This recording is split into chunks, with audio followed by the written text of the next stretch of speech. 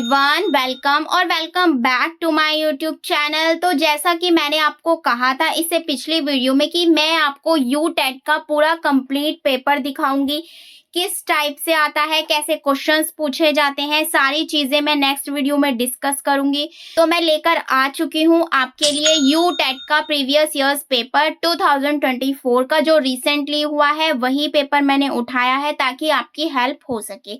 तो पूरा पेपर मैं आपको शो करूंगी, दिखाऊंगी किस टाइप के क्वेश्चंस आपसे पूछे जाते हैं, कौन से टॉपिक इंपॉर्टेंट है, ग्रामर पोर्शन कितना आता है, एक एक सब्जेक्ट में आपको शो करूंगी। इसीलिए वीडियो को लास्ट तक जरूर देखिएगा। चैनल पर नए हैं तो चैनल को सब्सक्राइब जरूर कीजिएगा।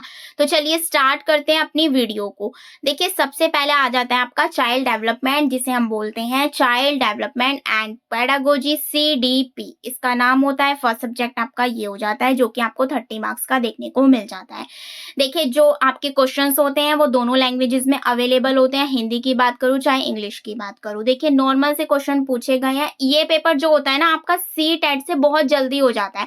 इसके अंदर ना आप टाइम इजीली सेव कर सकते हैं, क्योंकि सी टेट में ना अब जो अगर आपने अब का रिसेंटली पेपर देखा हो तो काफी लेंथी हो चुका है, मतलब लॉन्ग लॉन्ग क्वेश्चन पूछे जाते हैं। और उसके अंदर क्या होता है कि आंसर्स को भी काफी बड़ा बड़ा दे देते हैं, जिसे थोड़ा सा समझने में टाइम लगता है। बस ये चीज हो जाती है। लेकिन इसमें जो होगा आपका यू टेट में क्वेश्चंस जो होते हैं वो छोटे देखने को मिलते हैं, टाइम भी इजीली मैनेज हो जाता है। अगर आप प्रीवियस ईयर्स लगाओगे या प्रैक्टिस सेट लगाओगे ना तो आपको पता चल जाएगा। प्रीवियस ईयर्स इसीलिए कहती हूँ, देख कर जाया कीजिए। क्लियर है? अब देखिए, फर्स्ट क्वेश्चन आप देख सकते हैं, सीखने का सबसे उपयुक्त अर्थ है। तो 4 ऑप्शंस दे दिए, आपको इंग्लिश में भी मिल जाएंगे, हिंदी में भी। सेकंड देखिए, शिक्षक द्वारा छात्रों के सही उत्तर को श्याम पट पर लिखना किस प्रकार का पुनर्बलन है। तो ऐसे ऐसे क्वेश्चंस पूछे जाते हैं, आप देख सकते हैं। थर्ड है आपका, व्यक्ति वंशानुक्रम एवं वातावरण की उपज है, यह कथन किसका है। तो ये थर्ड क्वेश्चन हो गया आपका। अब देखिए, फोर्थ है, पाठ योजना निर्माण की पंचपद प्रणाली किसने दी थी। पता होगा अगर आपने BA DLED वगैरह कर रखा है। सामान्य बुद्धि के बालक की बुद्धि लब्धि। तो अब देख सकते हैं, मैं आपको क्वेश्चन एक बार दिखा देती हूँ। 6वां क्वेश्चन आप देख सकते हैं। 7 देखिए, आपको इसमें लॉन्ग क्वेश्चन ज्यादा देखने को नहीं मिलेंगे। किसने पर्यटन एवं, इस तरीके से क्वेश्चन एकदम पूछे जाते हैं, बिल्कुल कॉन्सेप्ट बेस्ड। किसने पर्यटन एवं भूल का सिद्धांत, ये छोटा सा है, थ्रोनडाइक ने दिया है। NEP 2020 बहुत ट्रेंडिंग टॉपिक रहा है, इससे भी क्वेश्चन पूछा गया था। थ्रोनडाइक द्वारा सीखने के 3 मुख्य नियमों का सही क्रम। देखिए, जो क्रम होते हैं इसके 2 नियम होते हैं, मुख्य और गौण नियम। उसका ना अच्छे से क्रम पता होना चाहिए आपको। प्रभाव, ये तो आपको सबको पता होगा कि तत्परता का या प्रभाव का या अभ्यास का है। लेकिन किसी किसी को ये भी नहीं पता होगा कि सीरियल वाइज क्या है। तो ये चीजें हैं जो बच्चों को घुमा देती है। चीजें वही है लेकिन बच्चों को घुमाने वाले क्वेश्चन आते हैं। इसकी PDF जो है मैं अपने टेलीग्राम पर डाल दूंगी, प्लीज आप वहां से चेकआउट कर लीजिएगा। अब देखिए, CWSN का संबंध किससे, ऐसे ऐसे क्वेश्चन आए हैं। देखिए, छोटे छोटे क्वेश्चन है, कोई लॉन्ग क्वेश्चन देखने को नहीं मिलेगा। और ये तो फेवरेट कह लीजिए, हर बार आता है। प्रीवियस ईयर्स देखेंगे तो पता चल जाएगा। नेक्स्ट है आपका, देखिए मैं आपको एक एक क्वेश्चन दिखा रही हूँ, बस ये भी देख सकते हैं आप कितने छोटे छोटे क्वेश्चन है। इजीली आपको एक सब्जेक्ट को करने में 15 मिनट से ज्यादा तो लगेंगे ही नहीं। क्लियर है? आप बस प्रैक्टिस जरूर करके जाइएगा। ये तो ये आपका 23 हो गया, 24, 25, 6, 7, 8, 9 एंड 30। 30 क्वेश्चन आपके यहाँ पर कंप्लीट हो गए, यानी यहाँ पे आपका CDP का पोर्शन जो है वो कंप्लीट हो चुका है। अब बात कर लेते हैं नेक्स्ट सब्जेक्ट की।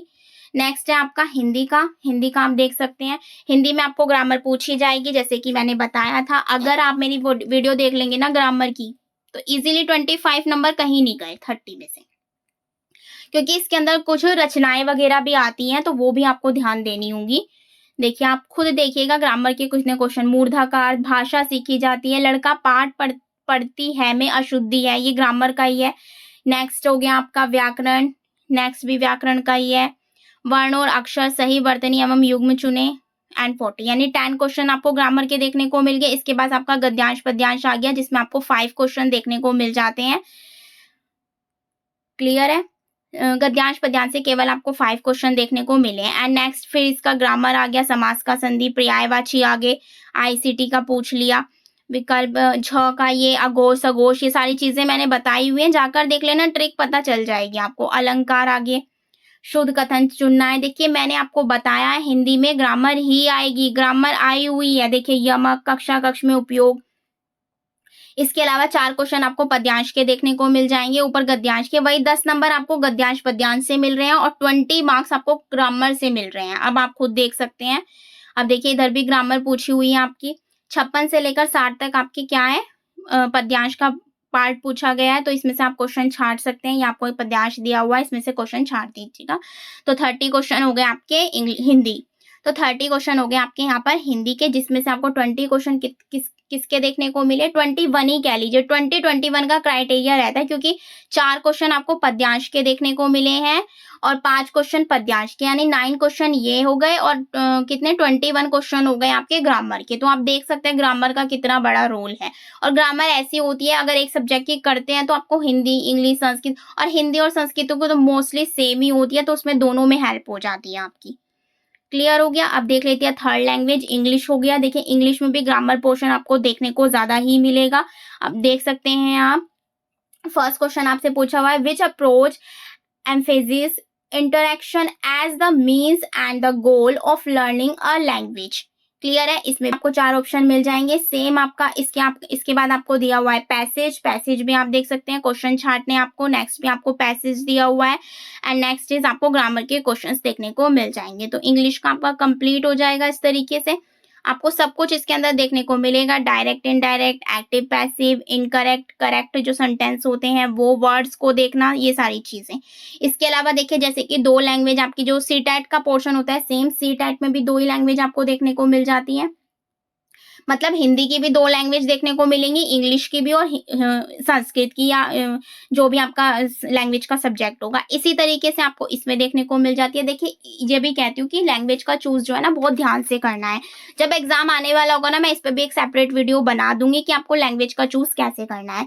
मान लीजिए आपने हिंदी जो है वो फर्स्ट लैंग्वेज को चुना है, तो आप फर्स्ट वाली हिंदी करेंगे जो मैंने इससे पहले भी आपको शो करी 30 क्वेश्चन की। लेकिन अगर आपने हिंदी को चुना है सेकेंड लैंग्वेज में, तो आप करेंगे ये वाली लैंग्वेज जो आपको शो हो रही है। यहाँ पर लिखा हुआ होगा, अगर हिंदी प्रथम तो भाषा प्रथम हिंदी, अगर आपने चुना है लैंग्वेज फर्स्ट में हिंदी को तो आप पहले वो करेंगे, नहीं इसे सेकंड पर चुना है तो हिंदी को तो आप सेकंड पे करेंगे। तो बस ये थोड़ा इसका ट्रिक है, आप ये देख सकते हैं। इसमें भी सेम चीज आपको वही मिलेगी, गद्यांश पद्यांश देखने को मिलेगा और आपका ग्रामर पोर्शन। क्लियर है। तो इसे मैं दोबारा रिपीट नहीं करूंगी, सेम पोर्शन है। बस लैंग्वेज जब आप चूज करेंगे ना तो करनी आपको वहां पर उस हिसाब से है। बस वो चीज तो मैं खैर लास्ट में आपको क्लियर कर दूंगी, उसकी टेंशन मत लीजिएगा। आप देखिए हिंदी इंग्लिश की भी इसी तरीके से दूसरी बार आ गई, पहली मैंने आपको शो कर दी, दूसरी आ गई। मतलब वही है, जब आप लैंग्वेज का चूज करोगे ना तो उसमें आपको क्लियर हो जाएगा। क्लियर हो गया। तो यहाँ पर आपके इंग्लिश का पोर्शन भी कंप्लीट हो गया है। अब देख लेते हैं अपनी नेक्स्ट लैंग्वेज जो कि आपकी संस्कृत की।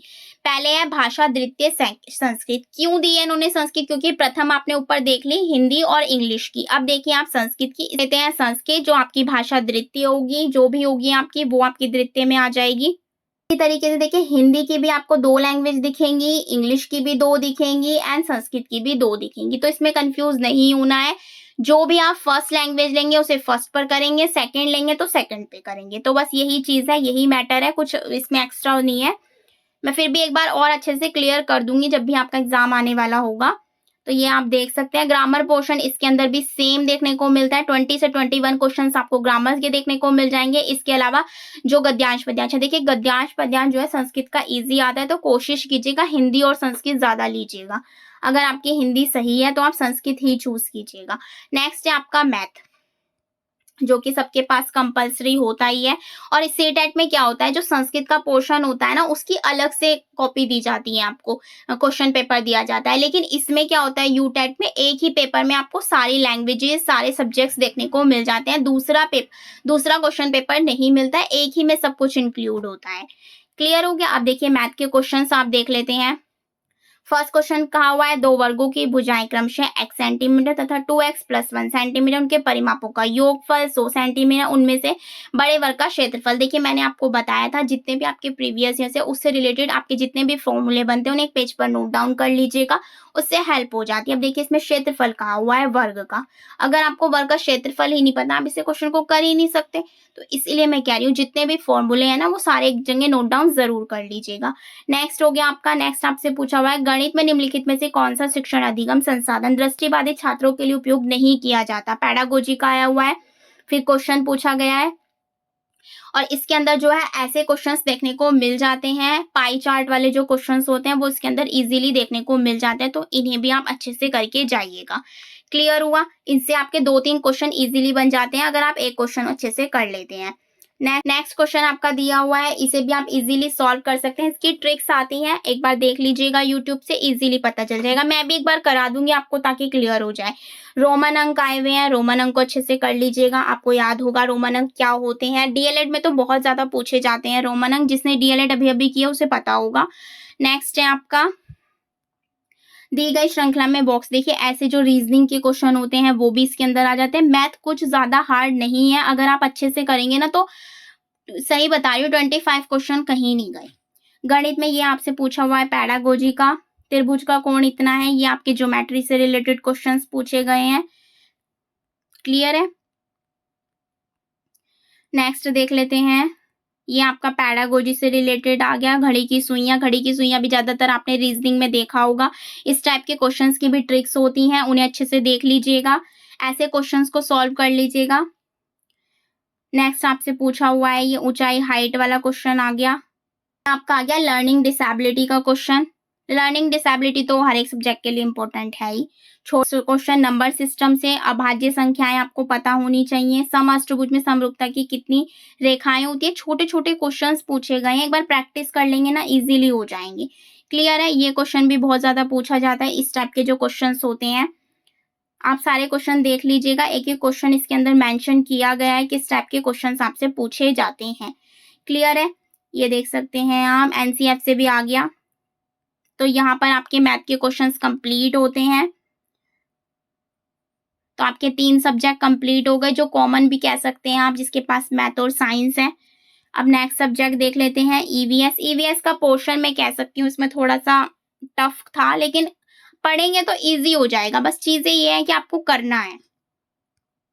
तो आप ये देख सकते हैं ईवीएस में चंद्रमन किस तरह के वन के उदाहरण है, ऐसे ऐसे क्वेश्चन पूछे गए हैं। आप यहाँ से देख सकते हैं, कुछ पैडागोजी के मिल जाएंगे आपको देखने के लिए। पीडीएफ में अपने टेलीग्राम पर डाल दूंगी, एक एक क्वेश्चन देख सकते हैं, विद इसकी आंसर की भी डाल दूंगी, जो आई हुई थी बिल्कुल सटीक वाली, वो चीज मैं कर दूंगी, तो आप वहां से जाकर चेकआउट कर लीजिएगा। ये हो गया आपका। तो यहाँ पर आपकी ईवीएस कंप्लीट होती है। आपकी तीनों लैंग्वेज कंप्लीट कर दी मैंने, सीडीपी कंप्लीट हो गई आपकी। लेकिन इसमें से आप 2 ही लेते हैं, लेकिन मैंने तीनों कवर कर दिए हैं इसके अंदर। एंड 2 सब्जेक्ट हो गए आपके मैथ और ईवीएस के, तो 5 सब्जेक्ट आपके क्लियर हो गए। ये था आपका फर्स्ट पेपर। इसी तरीके से मैं आपको सेकंड पेपर भी दिखा दूंगी नेक्स्ट वीडियो में, क्योंकि वीडियो ज्यादा लंबी हो जाएगी फिर। और इसकी पीडीएफ आप टेलीग्राम से ले लीजिएगा, आपको मिल जाएगी। टेलीग्राम का लिंक जो है मैं डिस्क्रिप्शन में डाल दूंगी, तो आप वहां से जाकर चेकआउट कर लीजिएगा। आई होप वीडियो आपके लिए बहुत ज्यादा हेल्पफुल हो, तो प्लीज वीडियो को ज्यादा से ज्यादा अपने फ्रेंड्स के साथ शेयर कीजिए, लाइक कीजिए, कमेंट कीजिए। Thank you.